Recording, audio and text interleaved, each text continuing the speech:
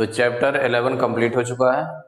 आज की क्लास में chapter 12 perimeter and area start करेंगे, जिसका इंट्रोडक्शन है। तो इंट्रोडक्शन में perimeter of a plane figure, perimeter of a plane figure. Plane figure means क्या होगा? देखिए, प्लेन फिगर मीन्स है कि कोई भी नंबर, कोई भी फिगर जो किन्हीं लाइंस के थ्रू इनक्लोज्ड फिगर हो, किन्हीं लाइंस के थ्रू इनक्लोज्ड फिगर हो, that will be quadrilateral, triangle, pentagon, hexagon, etc. These are closed figure. तो perimeter of a plane figure, तो the perimeter of any closed figure is the distance covered along its edge or boundary is in one round। माने ये जो इसका perimeter होता था, perimeter क्या है? Distance covered along its edge। तो जो इसकी एज है, जो इसकी एज है, एज मीन साइड, तो जो साइड है,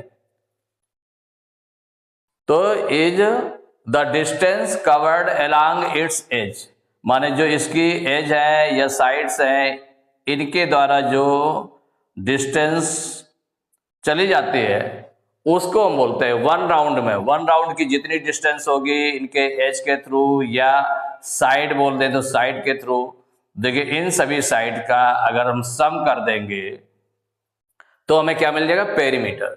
तो the perimeter of any closed figure is the distance covered along its edge और बाउंड्री इन वन राउंड, माने बाउंड्री या इसकी एज के थ्रू जितनी भी डिस्टेंस कवर्ड की जाती है वन राउंड में, इसको हम बोलते हैं perimeter.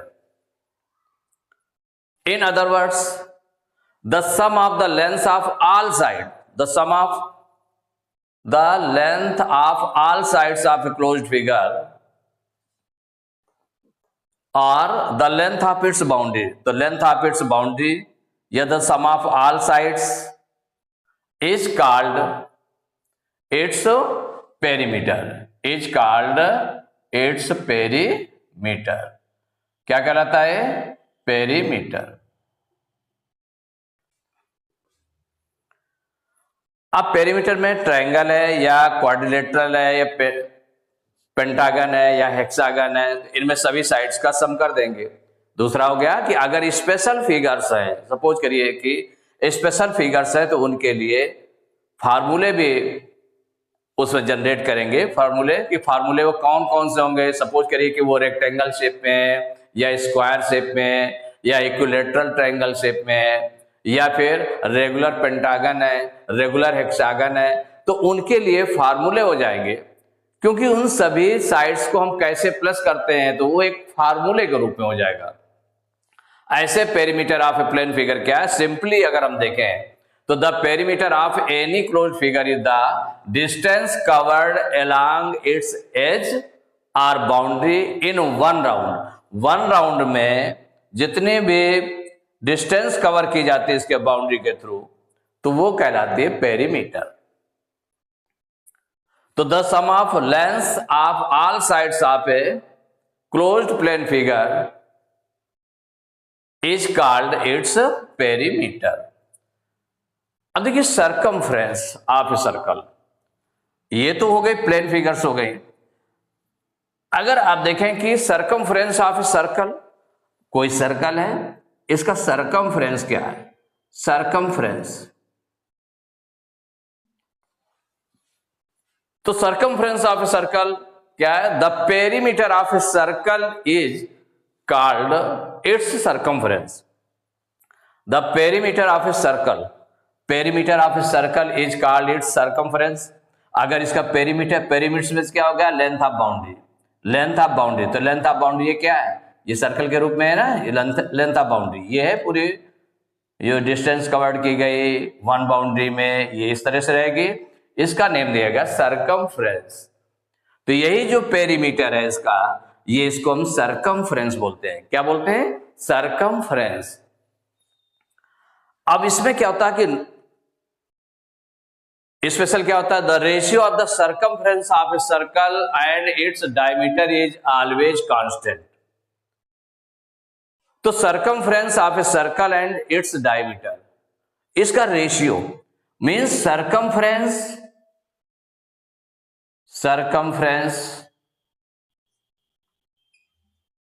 and diameter, the ratio of circumference and diameter is always constant, माने circumference upon diameter equal to constant आएगा। और इस कांस्टेंट वैल्यू को हम क्या बोलते हैं, पाई। क्या नेम दिया गया, इसको डिनोट किया गया पाई से, इसको डिनोट किया गया है एज ए पाई। ये जो कांस्टेंट है वो पाई हो गया। तो पाई के थ्रू जैसे निकालेंगे, तो अगर मान लो सपोज के सर्कमफ्रेंस निकालना है तो डायमीटर को अगर उधर ट्रांसपोज करेंगे तो क्या हो जाएगा, सर्कमफ्रेंस इक्वल टू हो जाएगा, circumference of circle equal to हो जाएगा पाई इंटू डायमीटर। एक फार्मूला बन जाएगा, क्योंकि इनका दोनों का रेशियो कांस्टेंट रहता है, सर्कमफ्रेंस और डायमीटर का रेशियो कांस्टेंट रहता है। उस कांस्टेंट को डिनोट करते हैं पाई से, और पाई की जो वैल्यू होती है 22/7। इसको अगर डिवाइड करके निकालें तो पूरा पूरा डिवाइड नहीं होता, लेकिन पॉइंट के 2 डिजिट तक अगर ले लें 3.14 अप्रॉक्सीमेट इतनी रहती वैल्यू उसकी। नाउ एरिया, एरिया क्या है, पेरीमीटर आपने देखा बाउंड्री की लेंथ हो गई, the length of boundary is called perimeter.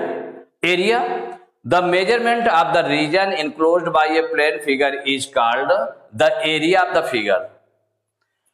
कोई भी फिगर है, प्लेन फिगर है या सर्कल है, माने कोई भी शेप है, तो उसका एरिया क्या होगा, the measurement of the region enclosed by a plane figure.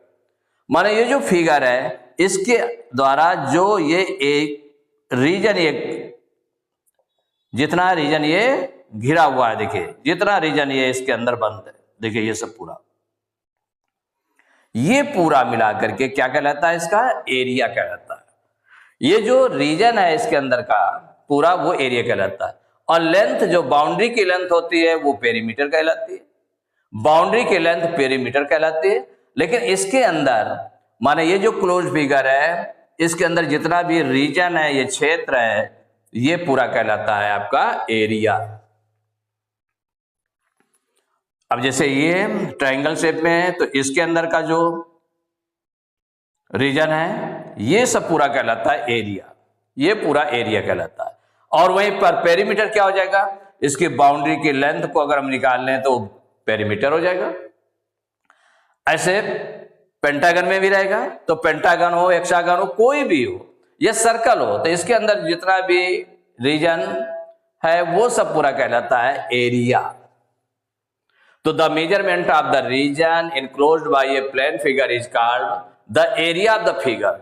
The unit of the area is centimetre square और मीटर स्क्वायर और एटसेट्रा। मीन्स अगर सपोज करिए लेंथ या ब्रेथ या साइड सेंटीमीटर में गिवन है, तो उसका जो यूनिट ऑफ एरिया हो जाएगी वो सेंटीमीटर स्क्वायर में हो जाएगी, माने स्क्वायर यूनिट होती है। स्क्वायर यूनिट मीन्स पावर 2 लग जाता है उसमें, तो सेंटीमीटर स्क्वायर हो जाएगा। अगर सपोज करिए वो मीटर में है, लेंथ ब्रेथ या साइड्स मीटर में है, तो उसकी यूनिट क्या हो जाएगी, मीटर स्क्वायर हो जाएगी। या अगर सपोज करिए किलोमीटर में है, तो किलोमीटर स्क्वायर हो जाएगा। तो जो एरिया की यूनिट होती है वो स्क्वायर यूनिट होती है, उसे सेंटीमीटर स्क्वायर, मीटर स्क्वायर या kilometre square, decametre square, decimetre square, millimetre square, इस तरह से आप उसकी यूनिट एरिया की हो गई। और जो पेरीमीटर होती है ये एक लेंथ होती है, बाउंड्री की लेंथ है। तो जो लेंथ है, ब्रेथ है, हाइट है और पेरीमीटर है, तो जो लेंथ मेजरमेंट की जाती है इस तरह से, जो लेंथ होती है वो उसकी यूनिट आपकी होती है ओनली यूनिट। मींस अगर सेंटीमीटर है तो सेंटीमीटर, मीटर है तो मीटर, स्क्वायर यूनिट या क्यूब यूनिट नहीं रहेगी। तो इसमें कुछ फार्मूले हैं, देखिए तो फार्मूले पेरीमीटर निकालने के और एरिया निकालने के फार्मूले हैं। तो यहाँ पर पेरीमीटर निकालने के फार्मूले हैं। तो नंबर 1 है perimeter of a plane figure. माने कोई भी फिगर बनी, किसी भी टाइप की फिगर बनी, क्लोज्ड फिगर है, तो उसके जो नंबर ऑफ साइड्स हैं, जितनी भी साइड्स हैं, सभी साइड्स जितने जितने सेंटीमीटर की हैं सभी को हम प्लस कर देंगे। तो क्या हो जाएगा, perimeter of a plane figure equal to the sum of all sides. जितनी साइड्स मेजरमेंट गिवन है हर एक साइड का, सभी साइड्स को अगर हम प्लस कर देंगे, बाउंड्री में जितनी भी साइड्स हैं सभी साइड्स को अगर हम प्लस कर दें तो perimeter of a plane figure निकल आएगा। तो perimeter of a plane figure equal to होगा the sum of all sides. फिर इसके बाद है perimeter of a triangle. Suppose करिए ट्रायंगल बना हुआ, तो ट्रायंगल बना है तो 3 साइड्स है ना उसमें, तो ऑल साइड्स मींस क्या हो जाएगा, 3 साइड्स। तो the sum of all 3 sides, yes the sum of all sides हम राइट कर सकते हैं उसमें। तो perimeter of triangle equal to हो जाएगा the sum of all sides. Third है perimeter of quadrilateral. Quadrilateral means जिसमें 4 साइड्स होती है, जिसमें 4 साइड्स होते हैं, तो सभी 4 साइड्स को सम कर दें तो the sum of all sides, all 4 sides या the sum of all sides. तो 4 साइड्स हैं, सभी को हम प्लस कर देंगे तो पेरीमीटर ऑफ क्वाड्रिलेटरल निकल आएगा।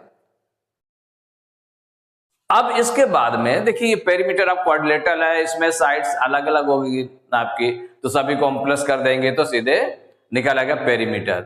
और पेरीमीटर ऑफ ट्रायंगल निकालना है तो सभी साइड्स को हम प्लस कर दें तो निकल आएगा perimeter of a plane figure equal हो जाएगा the sum of all sides. अब सपोज करिए कि रेगुलर पॉलीगन्स हैं। कैसे पॉलीगन्स हैं, रेगुलर पॉलीगन्स, रेगुलर पॉलीगन्स। तो रेगुलर पॉलीगन्स मींस क्या होता है, रेगुलर शब्द, ये जो वर्ड है आपका रेगुलर, रेगुलर मींस होता है कि ऐसा पॉलीगन, ऐसा कवर्ड फिगर जिसकी सभी साइड्स इक्वल हो। क्या हो, सभी साइड्स इक्वल इक्वल हो, उसको हम रेगुलर बोलते हैं। क्या बोलते हैं, रेगुलर पॉलीगन। तो रेगुलर पॉलीगन मींस हो गया पॉलीगन में जब सभी साइड्स इक्वल इक्वल मेजरमेंट की होती हैं तो उसको बोलते हैं रेगुलर पॉलीगन। तो रेगुलर पॉलीगन में अगर 3 साइड्स, अगर ट्रायंगल है सभी साइड्स इक्वल हैं तो ऑल 3 साइड्स आर इक्वल, तो इक्वल है तो उसको हम बोलते हैं, स्पेशल नेम है उसका इक्विलैटरल ट्रायंगल। क्या है, इक्विलैटरल ट्रायंगल। अगर सपोज करिए कि क्वाड्रिलेटरल है, उससे सभी साइड्स इक्वल हैं, तो जब सभी साइड्स इक्वल हैं तो उसको हम स्पेशल नेम क्या बोलेंगे, स्क्वायर। क्या कहते हैं, स्क्वायर। तो पेरीमीटर ऑफ ए स्क्वायर, वो स्क्वायर नेम हो गया। बाकी अदर्स के लिए सपोज करिए कि 5 साइड्स वाला है और सभी साइड्स इक्वल है, उसको रेगुलर पेंटागन। 5 साइड्स वाले को तो रेगुलर पेंटागन, 6 साइड्स वाले को है तो उसको हेक्सागन, रेगुलर हेक्सागन हो जाएगा। अगर हेप्टागन माने 7 साइड्स, अगर 7 साइड्स वाली फिगर है और सभी साइड्स इक्वल है, regular heptagon, regular octagon, regular नोनागन, regular decagon, इस तरह से बोलते जाते हैं आगे। तो इसका मतलब हुआ कि पेरीमीटर ऑफ रेगुलर पॉलीगन, तो वो रेगुलर पॉलीगन जिसकी सभी साइड्स इक्वल होती हैं, तो perimeter of regular polygon equal to हो गया नंबर ऑफ साइड्स, मींस हो गया n into side, n into side, n into length of side. Each side की जो लेंथ होगी वो लिखी जाएगी इंटू n। n मींस हो गया नंबर ऑफ साइड्स, यानी क्या है, n is the number of sides है। तो नंबर काउंट कर ले, अगर इक्विलैटरल ट्रायंगल होगा तो उसमें 3 साइड्स होंगी तो n की वैल्यू हो जाएगी 3।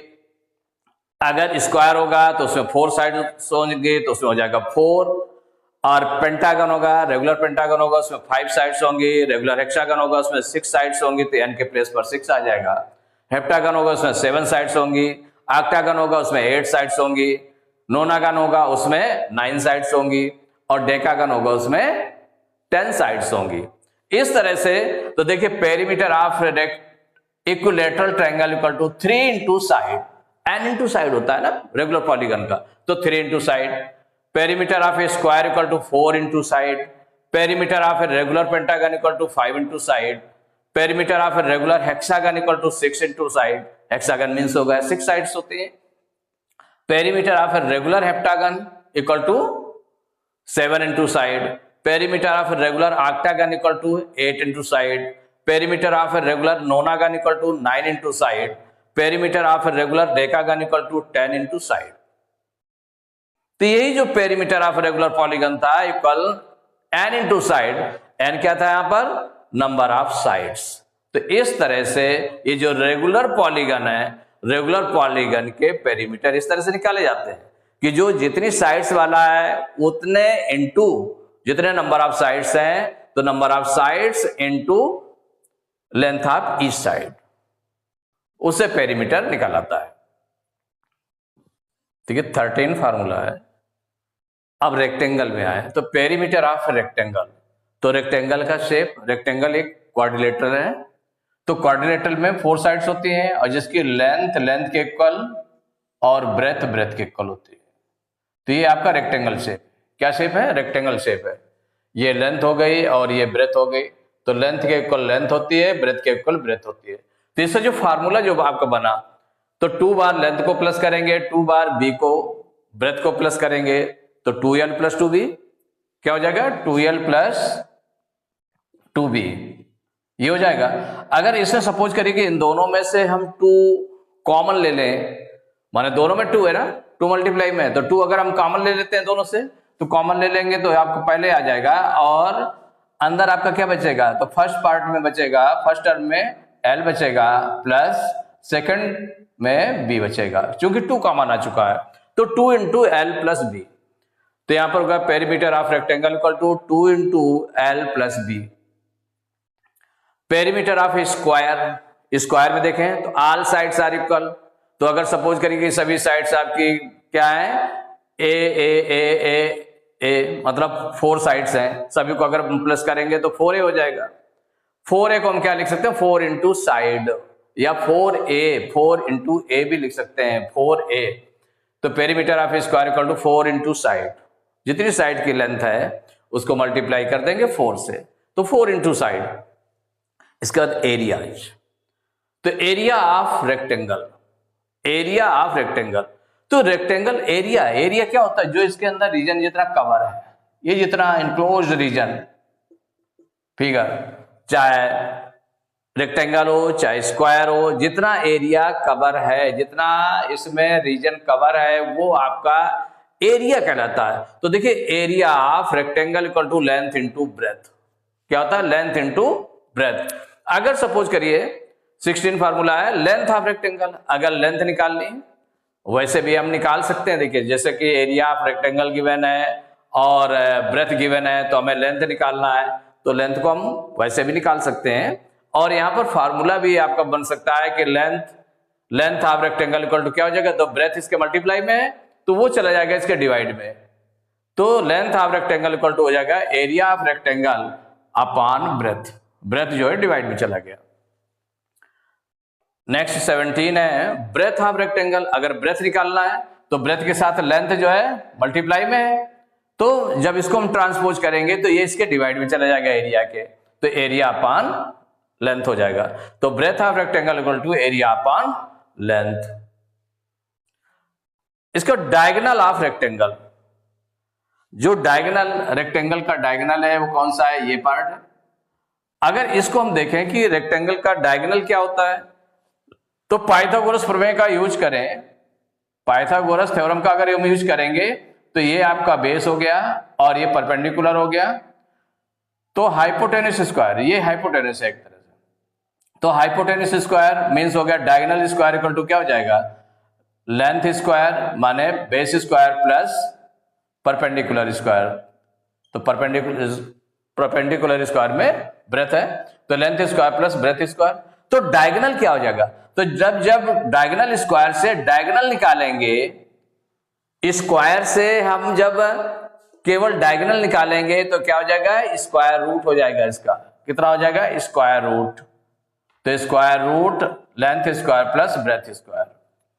तो diagonal of rectangle equal to हो जाएगा square root L square plus B square.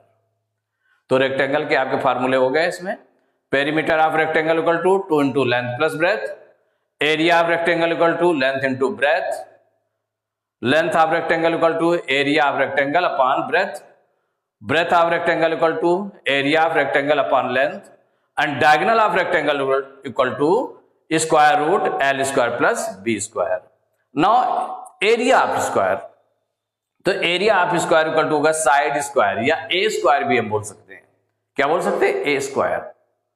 ए मीन्स हो गया length of side, each side, तो हम यहां पर साइड स्क्वायर, चूंकि सिंगल है तो उसको हम साइड स्क्वायर भी लिख देते हैं। साइड स्क्वायर मीन्स हो गया कि अगर किसी पावर 2 लगी तो अगर उसको हम ओपन करेंगे तो साइड इंटू साइड, माने साइड से साइड का मल्टीप्लाई हो जाएगा, वही एरिया ऑफ स्क्वायर हो जाएगा। जैसे एरिया ऑफ रेक्टेंगल क्या होता है? लेंथ इंटू ब्रेथ होता है, तो लेंथ और ब्रेथ अलग अलग होते हैं तो लेंथ इंटू ब्रेथ हो जाता है। अगर यहाँ पर एरिया ऑफ स्क्वायर है तो दोनों साइड इक्वल इक्वल होंगे, लेंथ और ब्रेथ, तो side into side, side into side को क्या कहते हैं? साइड स्क्वायर कह देते हैं। तो area of square equal to होगा side square. Area of square, अगर सपोज करिए डायगोनल देखें, जब डायगोनल गिवन हो और एरिया ऑफ स्क्वायर निकालना हो, एरिया ऑफ स्क्वायर निकालना हो, डायगोनल गिवन है, डायगोनल गिवन है, एरिया ऑफ स्क्वायर निकालना है कितना एरिया है, तो उसका होता है हाफ इंटू डायगोनल स्क्वायर, माने डी स्क्वायर। डी यहां पर क्या है? डायगोनल है, वेयर डी इज डायगोनल, तो हाफ इंटू डी स्क्वायर। तो area of square equal to half into D square. तो एरिया ऑफ स्क्वायर के 2 फार्मूले हो गए, एक हो गया area of square equal to side square, second formula क्या हो गया? Area of square equal to half into D square. अगर डायगोनल गिवन है तो एरिया उससे निकल आएगा हाफ इंटू डी स्क्वायर से, अगर साइड गिवन है, इस साइड गिवन है, तो एरिया ऑफ स्क्वायर निकल आएगा साइड स्क्वायर से। नेक्स्ट है diagonal of square equal to, diagonal of square equal to a root 2, माने साइड इंटू रूट 2। तो ये कैसे निकला? अगर सपोज करिए इसका डायगोनल निकालना है, तो डायगोनल आपको निकालना है, डी है, इसकी साइड ए हो गई, इसकी साइड ए हो गई, तो देखिए डी स्क्वायर इक्वल टू क्या हो जाएगा? अगर ये हम देखें इसको पाइथागोरस थ्योरम के अकॉर्डिंग, तो डी स्क्वायर इक्वल टू हो जाएगा ए स्क्वायर प्लस ए स्क्वायर, इक्वल हो जाएगा ए स्क्वायर और ए स्क्वायर, तो 1 1 2 2 ए स्क्वायर हो जाएगा, इक्वल डी स्क्वायर क्या हो जाएगा? तो डी स्क्वायर से अगर हम डी निकालना चाहते हैं, डी निकालना चाहते हैं, तो क्या हो जाएगा? इसका स्क्वायर रूट हो जाएगा, रूट 2 ए स्क्वायर। अब ए स्क्वायर का अगर स्क्वायर रूट निकालना है तो ए के 2 फैक्टर्स हो जाएंगे, ए इंटू ए, तो उन पेयर में से 1 आपका बाहर आ जाएगा, तो ए आपका बाहर आ जाएगा रूट 2, इसका नहीं पेयर बन रहा है तो निकल आएगा, तो डायगोनल इक्वल टू हो गया a root 2। Diagonal of square कितना हो गया? A root 2, where a is the side of square. इसके बाद में देखिए जो स्क्वायर पेपर होता है, कौन सा पेपर होता है? स्क्वायर पेपर होता है। तो स्क्वायर पेपर में कुछ जो स्क्वायर्स बने होते हैं उसमें कंप्लीट स्क्वायर रहता है, वो इनक्लोज रहते हैं, कंप्लीट रहते हैं, और कुछ में होता है मोर देन हाफ पार्ट जो है कंप्लीट होता है, किसी में हाफ पार्ट कंप्लीट होता है कोई स्क्वायर, और उसी में से कुछ होते हैं जो हाफ से कम रहते हैं, हाफ से कम रहते हैं।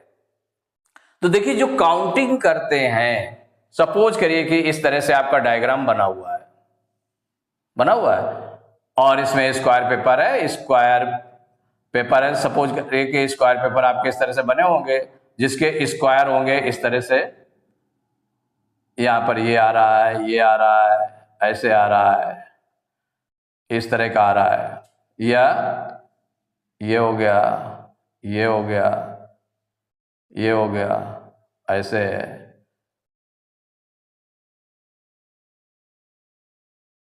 ये बना, ये बना इस तरह से, और ऐसे बना, सपोज करिए ऐसे।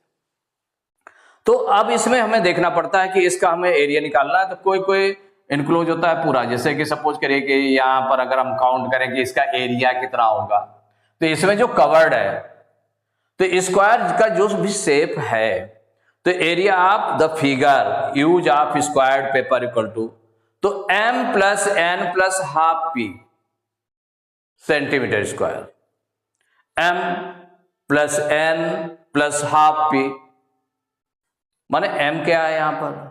एन क्या है और हाफ पी क्या है, पी क्या है यहां पर, क्योंकि पी का हाफ कर दिया जा रहा है। एम मीन्स हो गया नंबर ऑफ कंप्लीट स्क्वायर्स। भाई कंप्लीट स्क्वायर में देखें तो एक ये कंप्लीट स्क्वायर है, हमारा पूरा स्क्वायर बना हुआ है ना, इसके अंदर है, ये भी कंप्लीट है, ये पूरा नहीं है क्योंकि ये पूरा और ऐसे आना चाहिए और आगे बढ़ करके आना चाहिए, तब कंप्लीट होता। अब ये कंप्लीट है, ये कंप्लीट है, ये दो कंप्लीट है, ये भी कंप्लीट नहीं है आपका। यहां पर देखिए ये कंप्लीट है आपका, ये कंप्लीट नहीं है। तो जो कंप्लीट है तो area of the figure equal to हो गया एम। तो एम क्या हो गया, नंबर ऑफ कंप्लीट स्क्वायर्स। तो अगर कंप्लीट स्क्वायर्स को हम काउंट करें तो वो होता है एम। तो एम की वैल्यू यहां पर कितना है, एम अगर हम देख लें तो काउंट करें 1 2 3 4 5, 5 हो गया। अब इसके बाद एन क्या है, N equal to number of squares enclosed more than half square. माने जो उसके अंदर है फिगर के अंदर वो मोर देन हाफ स्क्वायर है, हाफ स्क्वायर से ज्यादा है, हाफ से ज्यादा है, जितना स्क्वायर है उससे हाफ से ज्यादा। तो यहां पर देख लें, इसको थोड़ा बढ़ाने पर और मिलता है, तो इनक्लोज कितना है, हाफ से ज्यादा है। एक आपका ये हुआ और हाफ से ज्यादा ये भी है, ये आपका हाफ से, ये हाफ है और ये हाफ से ज्यादा दिख रहा है, ये भी हाफ से ज्यादा है। तो देखिए ये हाफ से ज्यादा है, तो जो हाफ से ज्यादा है उनको हम काउंट कर लें। माने स्क्वायर जितना है उसके हाफ से अगर ज्यादा इनक्लोज्ड है उसके अंदर जो फिगर है, तो वो हो गए 1 2 3 4, वो 4 हो गए। इसके बाद पी देखें तो पी आपका क्या है, पी है number of squares enclosed exactly half square, जो बिल्कुल हाफ स्क्वायर हो, मतलब पूरा पूरा हाफ स्क्वायर हो, आधा। तो हाफ देखिए स्क्वायर आपका ये है, ये आपका हाफ स्क्वायर है, और हाफ स्क्वायर आपका ये भी हो सकता है या कम हो, इससे कम है शायद, क्या है ये कम है, तो ये हाफ स्क्वायर है आपका। तो जैसे ये हाफ स्क्वायर था तो P इक्वल टू क्या हो गया, हाफ। तो P इक्वल टू हो गया number of squares enclose exactly half square. तो हाफ स्क्वायर देख रहे हैं, एग्जैक्टली हाफ स्क्वायर को जो इनक्लोज कर रहा है वो कितना है, 1 है। तो 1 आपने राइट कर लिया, तो MNP हो गया। बाकी इसमें नोट में neglect less than half parts, जो हाफ पार्ट से कम है, माने हाफ से कम स्क्वायर है, उसको नेग्लेक्ट कर देते हैं, उसको काउंट नहीं करते। तो जैसे कि ये आपका हाफ से कम है, ये हाफ से कम है, ये और ये हाफ से कम है, तो इनको नेग्लेक्ट कर दिया गया, इनको काउंटिंग नहीं करते हैं। काउंटिंग किसकी करेंगे, कंप्लीट स्क्वायर्स की, मोर than half squares, exactly half squares, इनकी काउंटिंग करेंगे। तो जो परफेक्ट स्क्वायर्स होंगे माने कंप्लीट स्क्वायर्स होंगे वो M हो जाएगा, N हो जाएगा, जो N आपके N क्या हो जाएगा, जो हाफ स्क्वायर से ज्यादा है। ऐसे स्क्वायर्स कितने हो गए वो राइट कर लिया, और जो हाफ जस्ट हाफ स्क्वायर है तो वो काउंट कर लिया, ये आ गया। तो इसमें क्या होता है, एरिया ऑफ द फिगर, ऐसे जब काउंट किया MNP काउंट किया तो area of the figure equal to हो जाएगा M plus N plus half P। क्या हो जाएगा, M, यहां पर M आपका 5 हो गया, N को भी जो मोर देन हाफ होते हैं उनको भी पूरा कंप्लीट एज ए कंप्लीट मान लेते हैं, तो पूरा पूरा आप ऐड कर लेते हैं। तो 5 + 4 प्लस हाफ इंटू P आपका नंबर 1 आ रहा है, तो ये हो जाएगा इंटू 1, हाफ इंटू 1, अगर 2 आते तो हाफ इंटू 2 हो जाता। तो ऐसे करके उसको जस्ट हाफ काउंटिंग होगी, जो एग्जैक्टली हाफ है। जो मोर देन हाफ है वो पूरा काउंट किया जाएगा, जो कंप्लीट स्क्वायर है वो पूरा काउंट किया जाएगा, मोर देन हाफ है वो पूरा काउंट किया जाएगा, जो एग्जैक्टली हाफ है उसको हाफ काउंट करते हैं, और जो हाफ से कम है उसको नेग्लेक्ट कर देते हैं। तो यहां पर देखिए 549 और ये हो गया प्लस हाफ 1/2। 1/2 को हम ये भी राइट कर सकते हैं 9 प्लस 2 से 1 को डिवाइड करेंगे तो 0.5 आ जाएगा, इक्वल आएगा 9.5 सेंटीमीटर स्क्वायर। ऐसे काउंट करते हैं। तो यही फार्मूला है area of the figure use of squared paper का यूज करके, इक्वल क्या होता है m plus n plus half p centimetre square, where m equal to number of complete squares, n equal to number of square enclosed more than half square, p equal to number of squares enclosed exactly half square and neglect less than half parts। तो introduction, तो chapter 12 perimeter and area का introduction complete हुआ। Next class में exercise 12 start करेंगे।